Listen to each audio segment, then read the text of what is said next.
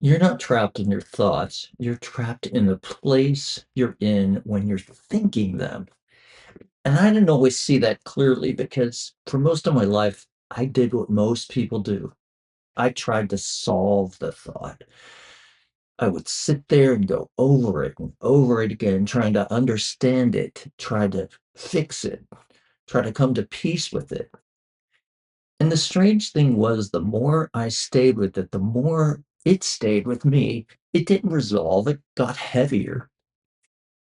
And I know a lot of you watching me have felt that same thing, especially if you've been through something difficult lately, something unresolved from the past, something emotional that just doesn't seem to land anywhere.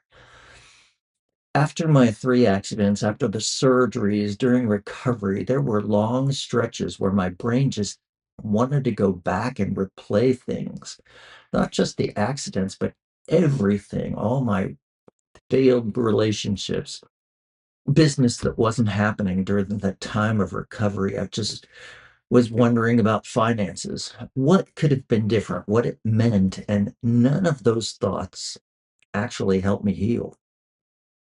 It just kept me inside the same monotonous loop. And that's when I started to notice something that changed everything for me. It wasn't the thought that was the problem, it was the place I was in while I was thinking it.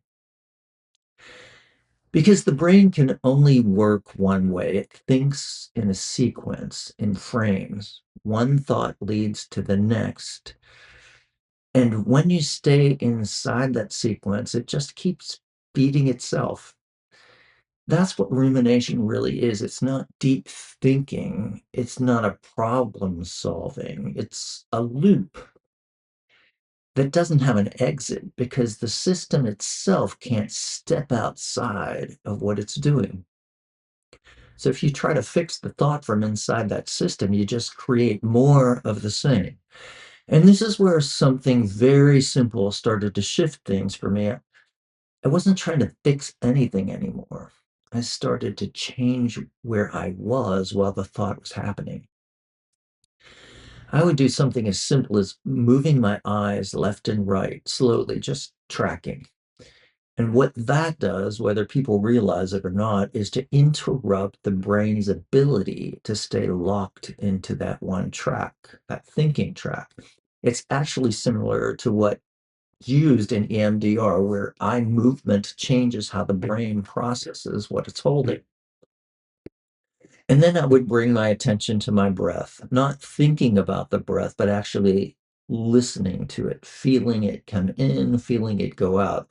And one good way to do that is to use the yoga practice of ujjayi, that hollow whispering sound, but through the nose. So you're activating the listening process. And when you're listening to yourself, it's hard to listen to your brain. And the most important part for me was what happened after the breath, that small space, that quiet moment where nothing is happening. No thought, no effort, no story. And every time I stayed there, even for a second, something would break. The sequence would stop in its tracks. It was like stepping out of the film instead of being inside of it. And the thought that felt so heavy just a moment before didn't have anywhere to go. It didn't need to be solved. It just lost its structure. It was as if I were observing it and then were able to let it go. That's really what I began to understand and what became zeroing out. It's not about fixing your thoughts, it's about changing where you are when they show up. Because the brain builds everything in pieces. It compares, it remembers, it predicts, it strings things together. But what you are, the part of you that is aware, doesn't work that way. It doesn't need to build a story to exist. And when you shift back into that, even briefly, the loop can't continue. You're no longer feeding it. And this is the part that I think is so important to understand. You don't have to win against your thoughts. Just you don't have to resolve every feeling from your past. You don't have to figure everything out. You just have to stop sitting inside the system, opening the door to try to recreate it and resolve it. And once you feel that shift, even once, you realize something very freeing. You were never really stuck in the thought at all. It wasn't your identity. You were just in a place that kept it going. You were in that sanctuary of negativity. And the moment you step out of that place, even for a few seconds, the mind begins to quiet on its own. Not because you forced it, but because there's nothing left for it to hold on to. Have a beautiful day.